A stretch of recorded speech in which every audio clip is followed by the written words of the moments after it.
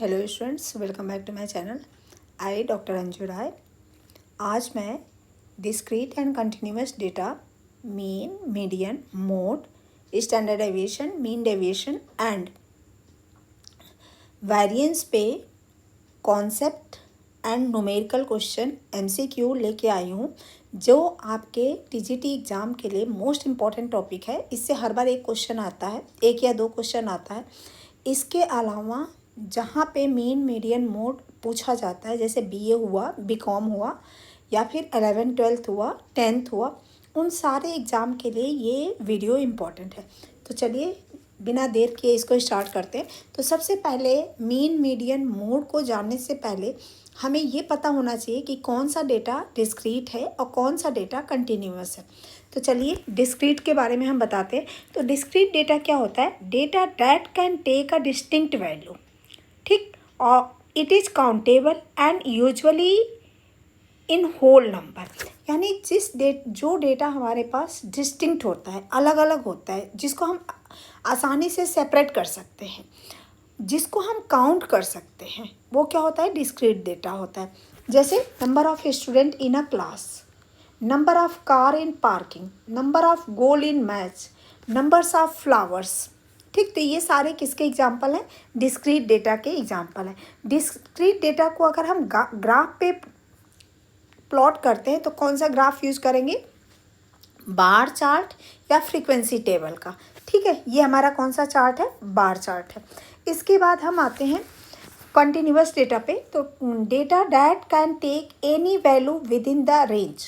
किसी एक रेंज में जब वैल्यू को दी रहती है तो उसको हम क्या कहते हैं? Continuous data. It is measurable, ये मेजरेबल होता है, and can have decimal value also. इसमें डेसिमल वैल्यू भी आती है। अब यहाँ पे क्या है? Height of person, weight of person, time taken to complete a task, ये सारे किसके एग्जाम्पल हैं? कंटिन्यूअस डेटा के हैं। कंटिन्यूअस डेटा को रिप्रेजेंट करने के लिए हम कौन सा ग्राफ यूज़ करते हैं? हिस्टोग्राम का यूज़ करते हैं, फ्रीक्वेंसी पॉलीगॉन का यूज़ करते हैं।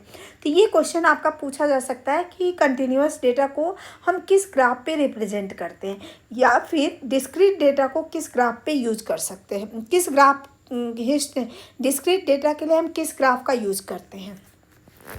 तो इस पे बेस हम कुछ एग्जांपल लेके MCQ सॉल्व करते हैं। विच of the following data is an example of discrete data? Height of student, wait of person, number of sibling, temperature of water.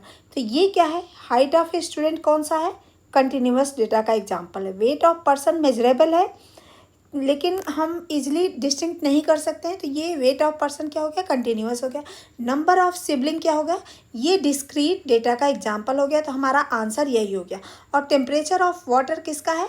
ये कंटिन्यूअस डेटा का है। नेक्स्ट क्वेश्चन हमारे पास स्क्रीन पे है। Which of the following is an example of continuous data?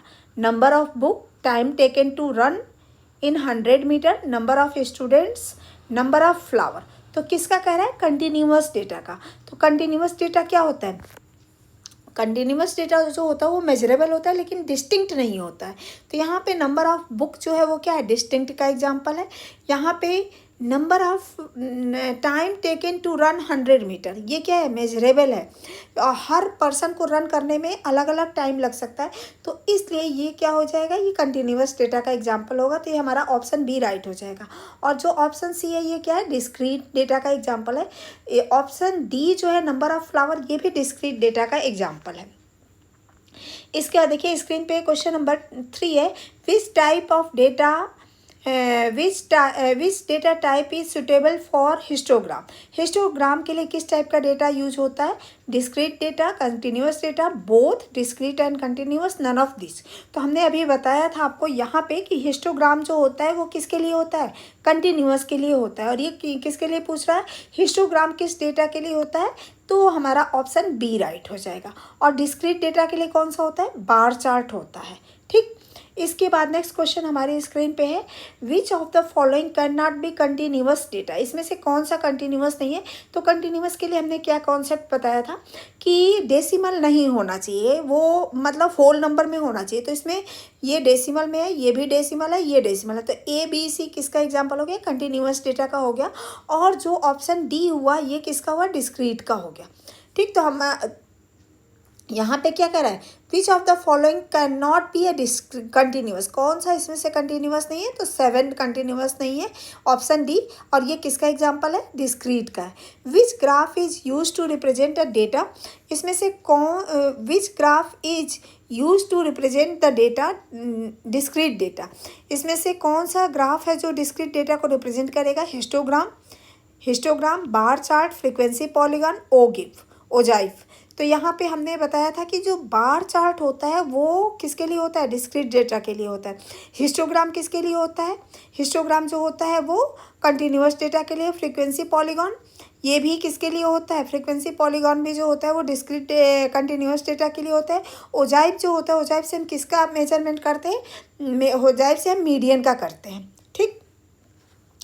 तो यहाँ पे next question है, which of the following data is continuous, इसमें से कौन सा डेटा, तो ये होल नंबर में है तो ये भी नहीं होगा, ये भी होल नंबर में, ये भी नहीं होगा, ये भी होल नंबर है, ये कंटिन्यूअस है क्योंकि ये डेसिमल में दिया हुआ है।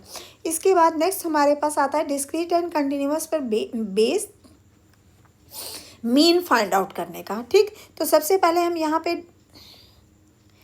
पे हम डिस्क्रीट डेटा लेते हैं। डिस्क्रीट डेटा अभी हमने ऊपर बताया था कि जो डेटा अलग अलग गिनने योग्य हो उससे हम डिस्क्रीट डेटा कहते हैं। तो डिस्क्रीट डेटा का मीन हम कैसे निकालते हैं, सभी मानों को ऐड कर लेंगे और जितने मान हैं उनकी कुल कितनी संख्या है उससे डिवाइड कर लेंगे। तो ये हमारा डिस्क्रीट डेटा फाइंड आउट का मीन फाइंड आउट करने का एग्जाम्पल है। अब देखिए यहाँ पे एक एग्जाम्पल दिया हुआ है कि यहाँ पे स्टूडेंट दिया है 1 2 3 4 और उनकी फ्रीक्वेंसी दिया हुआ है 4 8 12 6।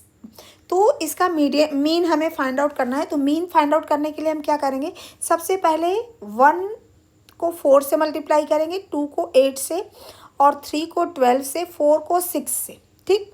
तो यहाँ पे देखिए ये मल्टीप्लाई किया, इसका मीन क्या हो जाएगा, x bar equal to summation f x i upon summation f, ठीक है। तो समेशन एफ की वैल्यू क्या हो जाएगी, 4 8 12 12 12 24 24 और 6 30। और summation x I F I यहाँ पे 1 इंटू 4 किया, 2 into 8 2 into 8 3 into 12 plus 4 into 6 upon 30, इसको ऐड करेंगे 80 अपॉन 30 आ गया। ये वैल्यू कितनी आ गई, 2.67। तो हमारा मीन कितना आ गया, 2.67 आ गया, ठीक। इसके बाद देखिए नेक्स्ट क्वेश्चन हमारे पास है स्क्रीन पे, कंटिन्यूअस डेटा के लिए वह डेटा जो अंतराल में कोई भी मान ले सकता है, इसके अपरिमेय और डेसिमल के रूप में होता है। समांतर माध्य इक्वल टू क्या होता है, सभी मानों का योग अपॉन कुल मानों की संख्या, ठीक। अब देखिए यहाँ पे दिया हुआ है, इसके लिए हम कौन सा ग्राफ यूज करते हैं, हिस्टोग्राम और फ्रीक्वेंसी पॉलीगॉन, ये तो हम ऊपर ही बता चुके हैं। यहाँ पे दिया हुआ है स्टूडेंट्स का हाइट दिया हुआ है। देखिए यहाँ पे क्या है कि 140 से लेकर 150 हाइट के स्टूडेंट 5 है, 150 से 160 के बीच 8 स्टूडेंट्स हैं, 160 से 170 के बीच 12 स्टूडेंट है, 170 से 180 के बीच 7 स्टूडेंट है, 180 से 190 के बीच 3 स्टूडेंट है। तो हमने क्या किया, फ्रीक्वेंसी को ऐड कर लिए, ये हमारा 35 आ गया।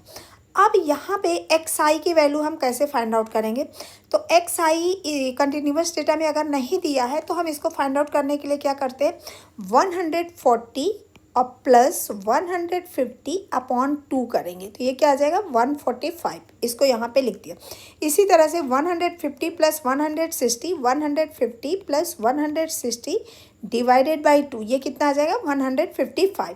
सेम इसी तरह से 160 प्लस 170 डिवाइडेड बाई 2 165 आ गया।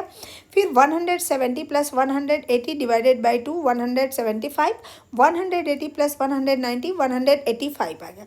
अब एक्स आई और एफ आई, इसको 5 को 145 से मल्टीप्लाई किया, 725 आ गया। 8 को 155 से मल्टीप्लाई किया, 1240 आ गया। 12 को 165 से मल्टीप्लाई किया, 1980 आ गया। 7 को 175 से मल्टीप्लाई किया, 1225 आया। 3 को 185 से मल्टीप्लाई किया, 555 आ गया। सबको सम कर लिया, 5725 आ गया। अब मीन का फॉर्मूला क्या होता है, मीन इक्वल टू समेशन, ये हमारा मीन का फॉर्मूला है summation F I x i upon summation F I. तो एफ आई हमारे पास समेशन एफ आई 35 है, समेशन एफ आई एक्स आई 5725 है। इसकी वैल्यू रखा 5725 डिवाइडेड बाई 35, ये कितना आ गया 163.57। तो ये हमारा मीन आ गया। ठीक, इसके बाद देखिए यहाँ पे दिया हुआ है निम्नलिखित में से कौन सा विच्छिन्न डेटा का उदाहरण है। तो विच्छिन्न डेटा का एग्जाम्पल क्या है, पूरे एक ऑप्शन सी हमारा, एक परीक्षा में छात्रों की संख्या, विच्छिन्न डेटा यानी डिस्क्रीट। उसके बाद निम्नलिखित में से कौन सा डेटा सतत डेटा का उदाहरण है। तो सतत डेटा मतलब कंटिन्यूअस। तो परिवार में सदस्यों की संख्या काउंटेबल है, कक्षा में छात्रों की संख्या काउंटेबल है, कक्षा में डेस्क की संख्या काउंटेबल है, टेम्परेचर, कमरे का टेम्परेचर हमेशा चेंज होता रहता है, डेसिमल में भी जा सकता है, इसलिए ऑप्शन सतत यानी कंटिन्यूअस का ये हमारा एग्जाम्पल हो जाएगा। उसके बाद यहाँ x का मान समांतर माध्य निकालना है 2 4 6 8 का। तो यहाँ पे 2 4 6 8 यानी कितने नंबर है 1 2 3 4। तो टोटल n की वैल्यू कितनी आ गई 4 आ गई, और इसको सबको ऐड करके 4 से डिवाइड कर देंगे। तो मीन हमारा आ जाएगा mean equal to 2 + 4 + 6 + 8 divided by 4 20/4 equal to 5 आ गया। इसके बाद देखिए नेक्स्ट क्वेश्चन नंबर 4 है, निम्न आवृत्ति के लिए समांतर माध्य ज्ञात कीजिए। ये हमारे पास x और f दिया हुआ है।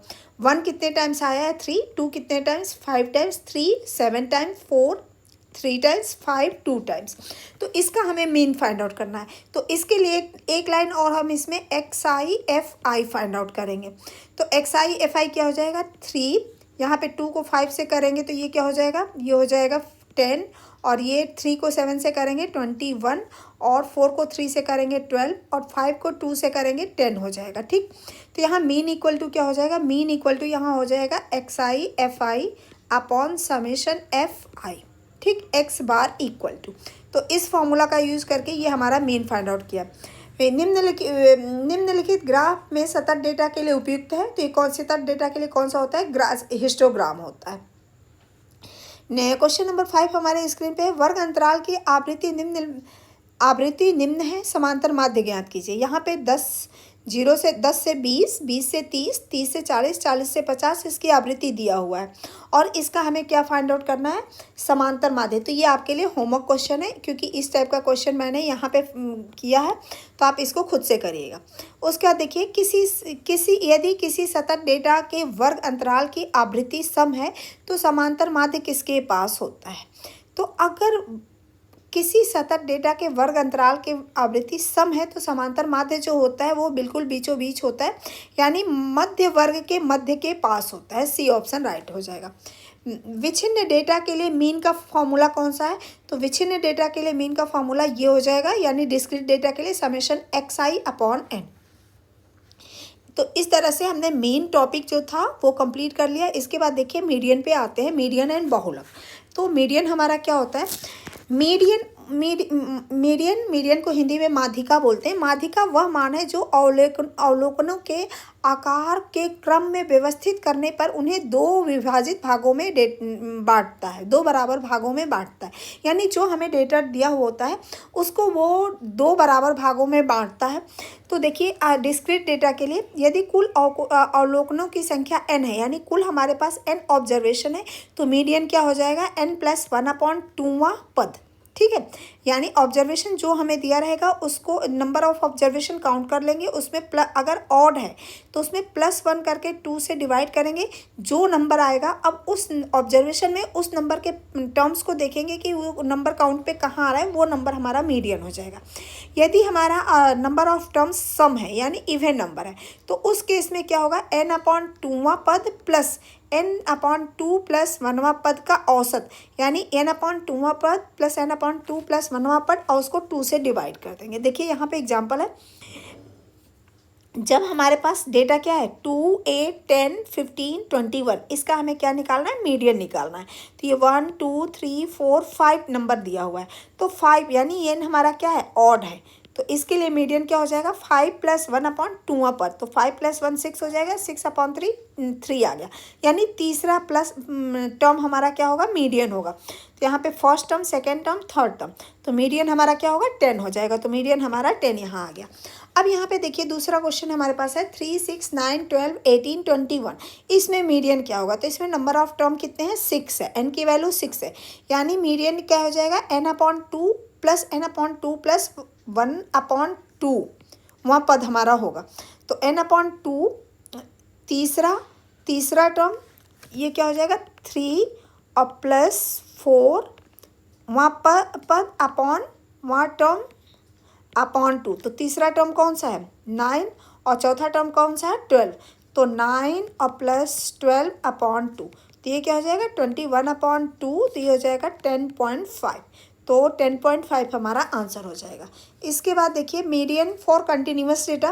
कंटिन्यूअस डेटा के लिए मीडियन का फॉर्मूला क्या होता है? Median equal to L plus n/2 minus CF/F into H। L जो होता है वो क्या होता है?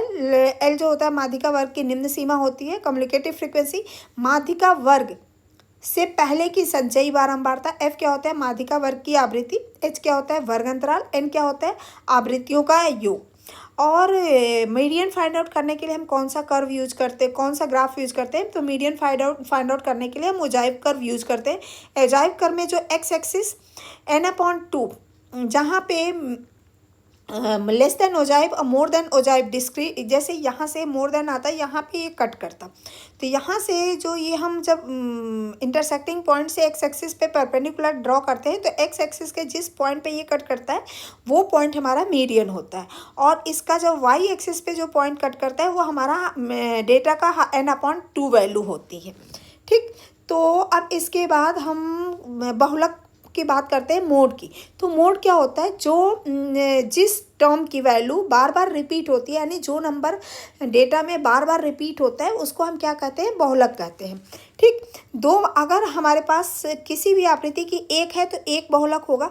अगर कई बार ऐसा होता है कि सेम नंबर, जैसे 5 डेटा है वो 6 टाइम रिपीट हुआ, 7 भी same number of time repeat हुआ, तो वो क्या हो जाएगा? बाय द्विबहुलक हो जाएगा। अगर 3 डेटा एक ही नंबर ऑफ टाइम में रिपीट होता है तो उसे क्या हम बोलेंगे? Multi mode. और यदि सभी मानों की आवृत्ति समान हो, अगर सभी मानों की आवृत्ति समान हो, यानी सेम नंबर ऑफ, जैसे कोई डेटा हमें दिया हुआ है 1 1 फिर 2 2 3 3, तो इसमें तीनों नंबर क्या है? सेम टाइम आया है, तो यहाँ पे बहुलक नहीं होता है। ठीक, अब यहाँ पे देखिए ये हमारे पास डेटा दिया हुआ है 2 5 3 2 8 5 2 10, तो इसमें हमें मोड बताना है। तो इसमें जो 2 नंबर है, 2 जो है वो 3 टाइम्स आया है, 5 2 टाइम्स, 3 1 टाइम्स, 8 1 टाइम्स और 10 1 टाइम्स। तो सबसे मैक्सिमम नंबर ऑफ टाइम 2 आया हुआ है, 2 3 टाइम्स आया है, तो मोड क्या हो जाएगा? 2 हो जाएगा। ठीक है, मोड को फाइंड आउट करने के लिए हम क्या करते हैं? हिस्टोग्राम का यूज करते हैं। अब देखिए ये क्या था? ये डिस्क्रीट डेटा के लिए था मोड। अब जब हमारे पास कंटिन्यूअस डेटा होता है तो उसके लिए मोड का फॉर्मूला क्या होता है? Mode equal to L plus F1 minus F0 upon 2F1 minus F0 minus F2 into H। L क्या होता है? मॉडल क्लास की निम्न सीमा, लोअर लिमिट। F1 क्या होता है? मॉडल क्लास की आवृत्ति सबसे अधिक, मॉडल क्लास के ठीक पहले की आवृत्ति। F0 जो होता है मॉडल क्लास से ठीक पहले की आवृत्ति, और F2 जो होता है मॉडल क्लास के ठीक नीचे की आवृत्ति, और H जो होता है वो वर्ग अंतराल होता है। ये चीज़ आपको जब मैं न्यूमेरिकल करूँगी तो ज़्यादा अच्छे से समझ में आएगा। चलिए, और मॉडल क्लास के लिए जैसे यहाँ पे दिया हुआ है, तो यहाँ देखिए, अब यहाँ पे ये वाला जो वैल्यू था L क्या हो जाएगा? ये हमारे पास दिया हुआ है डेटा। ठीक, तो ये हमारा अगर मॉडल क्लास है, यहाँ पे हमारा मॉडल क्लास है, तो F0 जो होगा वो क्या हो जाएगा? 20 हो जाएगा। F1 जो होगा वो 30 हो जाएगा, और F2 जो होगा वो क्या होगा? 18 हो जाएगा। ठीक, अब इसके बाद नेक्स्ट पे आते हैं मीडियन पे बेस न्यूमेरिकल करने के लिए। तो सबसे पहले यहाँ पे देखिए निम्न आंकड़ों की माध्यिका फाइंड आउट करिए। 2 8 10 15 21 30 25 30। तो यहाँ पे नंबर कितने हैं? 1 2 3 4 5 6 7 टाइम्स आए हुए हैं। एन की वैल्यू क्या है? ऑड है, तो माध्यिका का क्या होगा? n+7 + 1/2, क्योंकि ऑड है तो कौन सा ऑब्जर्वेशन हमारा होगा? चौथा ऑब्जर्वेशन। तो यहाँ पे चौथा कौन सा है? ये पहला है, ये दूसरा है, तीसरा है, ये चौथा है, तो ये हमारा मीडियन हो जाएगा। तो मीडियन कितना आ गया? 15 हमारा आ गया। उसके बाद अच्छा एक चीज़ और, मीडियन फाइंड आउट करने के लिए हम सबसे पहले क्या करते हैं, जो हमारे पास ऑब्जर्वेशन दिया है अगर वो असेंडिंग ऑर्डर में लिखा हुआ है तो ठीक है, और नहीं लिखा हुआ है तो उसको हम सबसे पहले असेंडिंग ऑर्डर या डिसेंडिंग ऑर्डर में लिखते हैं, फिर उसके बाद मीडियन हम फाइंड आउट करते हैं। ऊपर हम इस चीज़ को बताना भूल गए थे। उसके बाद देखिए, अगर हमारे यहाँ पे जो डेटा दिया हुआ है ये 3, 6, 9, 12, 18, 21 है। यहाँ पे मीडियन कितना, नंबर ऑफ ऑब्जर्वेशन कितने हैं, 6 हैं। ये क्या है, इवन नंबर है। तो इसमें जो माध्यिका का स्थान होगा n/2 प्लस n/2 प्लस 1वां पद का एवरेज, ठीक है। तो ये हो जाएगा 6/2 प्लस 6/3 प्लस 1, तो तीसरा पद और प्लस चौथा पद। तो तीसरा कौन सा है, 9 है, और चौथा कौन सा है, 12 है। तो माध्यिका क्या हो जाएगा, 9 + 12/2 यानी 21/2, 10.2, ठीक। इसके बाद नेक्स्ट हमारे पास है मोड। मोड के लिए यहाँ पे दिया हुआ है, इसमें सबसे मोड हमें फाइंड आउट करना है। तो ये जो ऑब्जर्वेशन दिया हुआ है 2 3 टाइम्स आया है, 5 2 बार, 3 1 बार, 8 1 बार और 10 1 बार। तो 2 की आवृत्ति ज़्यादा है तो मोड हमारा क्या हो जाएगा, 2 हो जाएगा।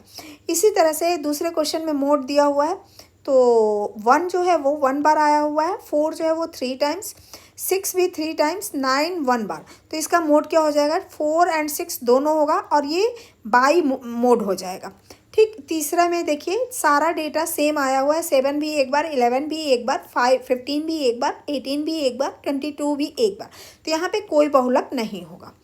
देखिए इसके बाद ये तो वही है कि सबसे पहले डेटा को हम क्या करते हैं, आरोही यानी असेंडिंग या डिसेंडिंग ऑर्डर में लिखते हैं। फिर अगर n विषम है तो n/2 प्लस 1वां ऑब्जर्वेशन, अगर n सम है तो n/2वां ऑब्जर्वेशन प्लस n/2 प्लस 1वां ऑब्जर्वेशन का औसत। माध्यिका का मान सदैव आंकड़ों में एक ही होता है। माध्यिका जो होती है हमेशा ए सिंगल होती है। मोड जिसकी आवृत्ति सर्वाधिक होती है वो मोड होता है। सभी मानों के लिए आवृत्ति समान होती है। बहुलक यदि सभी मानों की आवृत्ति समान है तो बहुलक नहीं होता है। 2 मान की आवृत्ति बराबर होने पर सर्वाधिक होता है। 2 बहुलक होते हैं, 3 मानों पे होता है तो 3 बहुलक होता है, उसे बहुलक बहुविधि कहते हैं, ठीक। इसके बाद डिस्क्रीट डेटा। अब यहाँ पे देखिए मीडियन कुछ इस टाइप से दिया हुआ है कि 2 जो है वो 3 टाइम्स आया है, 4 जो है वो 5 टाइम्स आया हुआ है, 6 टाइम आया है, 8 4 टाइम्स आया है, 10 जो है वो 3 टाइम्स आया है, 12 जो है वो 1 टाइम्स आया हुआ है। इसका हमें मीडियन फाइंड आउट करना है। तो इसका मीडियन फाइंड आउट करने के लिए हम क्या करेंगे, सबसे पहले इसकी कम्युनिकेटिव फ्रीक्वेंसी करेंगे फाइंड आउट। तो कम्युनिकेटिव फ्रीक्वेंसी फाइंड आउट करने के लिए हमने क्या किया, यहाँ पे 3 को एज इट इज लिखा, 3 और प्लस 5 ऐड किया, 8 आया। फिर 8 में 6 ऐड किया, 14, 14 में ऐड किया 18, 18 में 3 ऐड किया 21, 21 में 1 ऐड किया 22 आ गया। अब फ्रीक्वेंसी फाइंड आउट करने के लिए हम n/2 करते हैं, तो n/2 किया तो क्या आ गया, 11 आ गया, ठीक। अब 11 जो है कम्युनिकेटिव फ्रीक्वेंसी में किस आवृत्ति में आएगा, तो 11 जो है वो यहाँ पे इसमें नहीं आएगा, इससे बड़ा है 11 यानी इसमें आएगा। तो इसके सामने की जो डेटा होगा, x की वैल्यू होगी, वही हमारा क्या हो जाएगा, मीडियन होगा। तो मीडियन क्या हो जाएगा, 6 हमारा मीडियन हो जाएगा, ठीक। इसके बाद यहाँ पे देखिए वही चीज़ दिया है कि कम्युनिकेटिव फ्रीक्वेंसी में जिसमें n/2 लाई करता है उसी के सामने का डेटा होता है। उससे ज़्यादा भी नहीं होना चाहिए, उससे कम भी नहीं होना चाहिए। मिनिमम ग्रेटेस्ट वैल्यू में n/2 जो लाई करेगा वही वैल्यू हम लेंगे। इसके बाद देखिए नेक्स्ट क्वेश्चन जो है, निम्नलिखित में माध्यिका, यहाँ पे क्या है कि यहाँ पे भी सेम क्वेश्चन वही है। तो देखिए यहाँ पे 1 की आवृत्ति 2 है, 2 की आवृत्ति 3 है, 5 जो है वो 5 टाइम्स आया, 4 7 टाइम्स, 5 4 टाइम्स, 6 2 टाइम्स, 7 1 टाइम्स। तो इसका हम कम्युनिकेटिव फ्रीक्वेंसी निकालेंगे। तो 2 को 2 लिख लिया, 2 में 3 ऐड किया 5, 5 में 3 ऐड किया 10, 10 में 7 ऐड किया 17, 17 में 4 ऐड किया 21 और 21 में 2 ऐड किया 23, 23 में 1 ऐड किया 24 आ गया। अब n/2 कुल आवृत्ति, n प्लस 1/2 का एवरेज। तो n जो है 24 प्लस 1/2, ठीक। तो 25/2 यानी 12 आ गया। अब कम्युनिकेटिव फ्रीक्वेंसी में 12.5 कहाँ पे लाई करेगा, तो 12.5 जो है वो 17 में लाई करेगा क्योंकि 10 से बड़ा है। तो इसके सामने का x की वैल्यू क्या है, 4 है, तो माध्यिका क्या हो जाएगा, 4 हो जाएगा, ठीक। इसके बाद मोड पे आते हैं। तो मोड में देखिए यहाँ पे हमारे पास x दिया हुआ है, x की फ्रीक्वेंसी यहाँ पे दिया हुआ है, 1 2 टाइम्स आया है, 2 5 times, 3 7 times, 4 12 times, 5 7 times, 6 4 times, 7 2 times and 8 1 time. तो सबसे ज़्यादा फ्रीक्वेंसी किसकी है? सबसे ज़्यादा फ्रीक्वेंसी 12 है। तो 12 के सामने x की वैल्यू क्या है? 4 है, तो मोड क्या हो जाएगा? 4 हो जाएगा। ठीक, इस और मोड को बार ग्राफ में यहाँ पे चूंकि डिस्क्रीट डेटा है, तो डिस्क्रीट डेटा के लिए हम कौन सा ग्राफ यूज़ करते हैं? बार ग्राफ यूज़ करते हैं। तो ग्राफ के थ्रू अगर देखेंगे तो जो ग्राफ सबसे ऊंचा जाएगा वही उसका वो x की किस वैल्यू के लिए ऊंचा जा रहा है वही x की वैल्यू मोड हो जाएगी। उसके बाद देखिए नेक्स्ट क्वेश्चन हमारी स्क्रीन पे है, निम्नलिखित का बहुलक ज्ञात कीजिए। तो इसका बहुलक आप खुद से फाइंड आउट करोगे। ठीक, यहाँ पे देखिए, यहाँ पे दो बहुलक है, 15 एंड 11 की, 15 एंड 20। तो ये क्या हो जाएगा? यहाँ पे 5 की आवृत्ति फ्रीक्वेंसी 4 है, 10 9 है, 15 जो है वो 11 टाइम्स है, 20 भी 11 टाइम्स है, 25 जो है वो 7 टाइम्स है, 30 जो है वो 5 टाइम्स है, 35 जो है वो 3 टाइम्स है। तो यहाँ पे 11 जो है वो 2 टाइम्स आया हुआ है। तो हमारा मोड क्या हो जाएगा? दो मोड होगा, 15 एंड 20। ठीक, इसके बाद नेक्स्ट हमारे पास क्वेश्चन है कंटिन्यूअस डेटा के लिए। तो निम्न आवृत्तियों के निम्न वर्ग अंतराल की आवृत्तियाँ दी हुई है, लेस देन ओजाइव कर्व के थ्रू माध्यिका ज्ञात कीजिए। तो देखिए यहाँ पे सबसे पहले ये जो ग्राफ दिया हुआ है इसका वर्ग अंतराल हमने लिख लिया, इसकी फ्रीक्वेंसी लिख ली। अब इस फ्रीक्वेंसी का हम क्या फाइंड आउट करेंगे? Communicative frequency. कम्युनिकेटिव फ्रीक्वेंसी हम कैसे करते हैं? 6 को एज इट इज लिखा, 6 में 10 ऐड किया 16 हो गया, 16 में 16 ऐड किया 32, 32 में 22 ऐड किया 54, 54 में 18 ऐड किया 72, 72 में 14 ऐड किया 86, 86 में 4 ऐड किया 90 आ गया। अब हम क्या करेंगे? इसकी ऊपरी अपर लिमिट क्या होती है? 10 20 30 40 50 60 70। तो अपर लिमिट हमने ये लिख लिया। अब सारी फ्रीक्वेंसी को जब हम ऐड किए तो फ्रीक्वेंसी का सम क्या आ गया? 90 आ गया।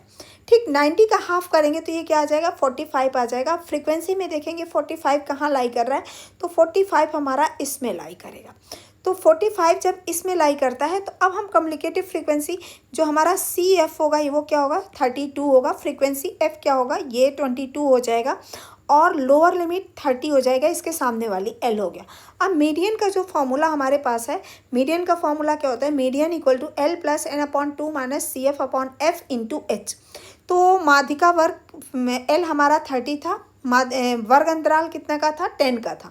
कम्युनिकेटिव फ्रीक्वेंसी हमने यहाँ बताया कि 32, यानी जिसमें फ्रीक्वेंसी N/2 लाई करता है उसके उस कम्युनिकेटिव फ्रीक्वेंसी के जस्ट ऊपर की फ्रीक्वेंसी, ऊपर का नंबर हम कम्युनिकेटिव फ्रीक्वेंसी लेते हैं और माध्यिका वर्ग की में जो फ्रीक्वेंसी होता है उसे F लेते हैं, माध्यिका वर्ग की लोअर लिमिट को L लेते हैं। ठीक, तो यहाँ पे ये सारी value, communicative frequency 32, frequency F 22।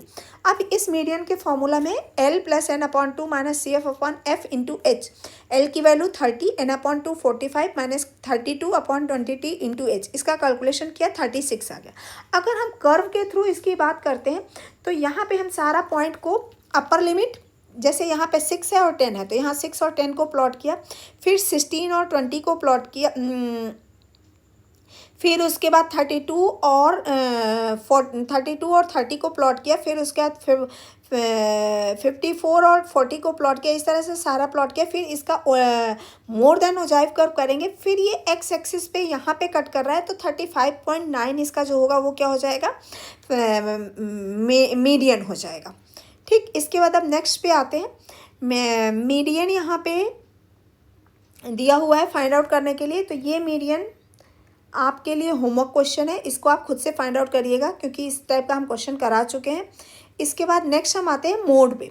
तो मोड पे यहाँ पे मोड हमारे पास कंटिन्यूअस डेटा के लिए दिया हुआ है 0 से 10, इसकी फ्रीक्वेंसी 5 है, 10 से 20 12 है, 20 to 30 25 है, 30 to 40 40 है, 40 to 50 30 है, 50 to 60 18 है, 18 है और 60 to 70 10 है।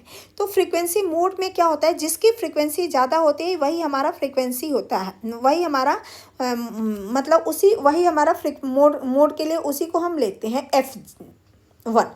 ठीक, तो अब यहाँ पे देखिए, इसको मोड को फाइंड आउट करने के लिए हम कौन सा ग्राफ यूज़ करते हैं? हिस्टोग्राम यूज़ करते हैं।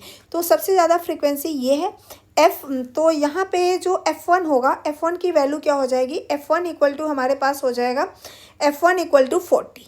ठीक, ये क्या हो जाएगा, F1 हो जाएगा। इससे जस्ट ऊपर की जो फ्रिक्वेंसी होगी वो क्या हो जाएगी, F0। इसके नीचे की जस्ट फ्रिक्वेंसी जो होगी वो क्या हो जाएगी, F2 हो जाएगी। और फिर उसके बाद लोअर लिमिट इसकी ये जो होगा ये लोअर लिमिट L हो जाएगा। और इसका जो L जो है वो क्या है, 30 और 40 के बीच का जो गैप है वो 10 का है, तो L की वैल्यू 10 हो जाएगी।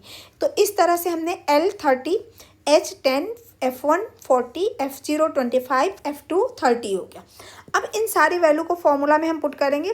तो फॉर्मूला में पुट करने के बाद L 30 plus 40 minus F1 minus F0, 40 minus 25 upon 2 into F1 की वैल्यू 40 है, फिर F0 25 minus F2 30 into H। इसका कैलकुलेशन किया, मोड हमारा क्या आ गया, 36 आ गया। अब इसके बाद देखिए दूसरा क्वेश्चन हमारे पास है कि यहाँ पे मोड हमें दिया हुआ है 1 2 3 4 5 और यहाँ पे फ्रीक्वेंसी दिया हुआ है। तो जो फ्रीक्वेंसी हमारी सबसे ज़्यादा होगी वही हमारा मोड होगा। तो यहाँ पे 18 की फ्रीक्वेंसी सबसे ज़्यादा है, तो 18 अगर हमारा सबसे ज़्यादा है तो x की वैल्यू इस पर फ्रीक्वेंसी मोड हो जाएगा, 4 हमारा मोड हो जाएगा इस क्वेश्चन का। ठीक, इसके बाद देखिए मानक विचलन की हम बात करते हैं, स्टैंडर्ड डेविएशन। तो स्टैंडर्ड डेविएशन क्या होता है, स्टैंडर्ड डेविएशन किसी डेटा की मीन औसत से उसका फैलाव को मापते हैं। स्टैंडर्ड डेविएशन डेटा मीन के पास होता है। स्टैंडर्ड डेविएशन अगर अधिक होता है तो डेटा अधिक फैलाव होता है। अब इस पे बेस सबसे पहले स्टैंडर्ड डेविएशन का फॉर्मूला क्या है, इस मीन डेविएशन का, mean deviation equal to summation x minus x bar upon n। ठीक, और तो यहाँ पे देखिए ये हमारे पास स्टैंडर्ड डेविएशन के लिए यहाँ पे हमें x दिया हुआ है और ये फ्रीक्वेंसी दिया हुआ है 2 1 4 1 टाइम्स 6 1 टाइम्स 8 1 टाइम्स 10 1 टाइम्स। तो यहाँ पे हमने x की वैल्यू, इसका मीन सबसे पहले हम फाइंड आउट करेंगे। तो मीन क्या हो जाएगा, 2 plus 4 plus 6 plus 8 plus 10 upon 5, 30 upon 5 equal to 6 आ गया। अब यहाँ पे x की वैल्यू हमने रख लिया, x 2 4 6 8 10 जो दिया हुआ है उसको हमने लिख लिया। फिर हमें क्या फाइंड आउट करना है, फॉर्मूला के अकॉर्डिंग x माइनस एक्स बार। तो x माइनस एक्स बार जब हमने फाइंड आउट किया तो x बार की वैल्यू 6 है, तो 6 माइनस 2 माइनस 6 क्या, -4, 2 माइनस 4 -2, 6 माइनस 6 0, और 8 माइनस 6 2, और 10 माइनस 6 4। इसका स्क्वायर किया तो -4 का स्क्वायर 16, -2 का स्क्वायर 4, 0 का स्क्वायर 0, 2 का स्क्वायर 4, 4 का स्क्वायर 16, यानी 40 एवरेज आ गया। अब 40 हमारा summation x minus x bar का स्क्वायर गया। वेरिएंस का फॉर्मूला क्या है, variance equal to sigma square summation x minus x bar का स्क्वायर अपॉन n, यानी 40 अपॉन 5, यानी 8 हमारा वेरिएंस आ गया। स्टैंडर्ड डेविएशन क्या आ गया, standard deviation equal to square root sigma square, तो 8 का स्क्वायर 2.83। ठीक,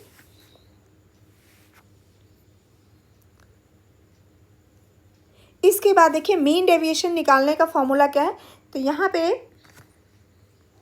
मीन डेविएशन निकालने के लिए फॉर्मूला है, मीन डेविएशन किसी केंद्रीय मान मीन डेविएशन को मोड विचलनों अब्सोल्यूट वैल्यू का औसत होता है। Mean deviation equal to summation mod x minus a upon n।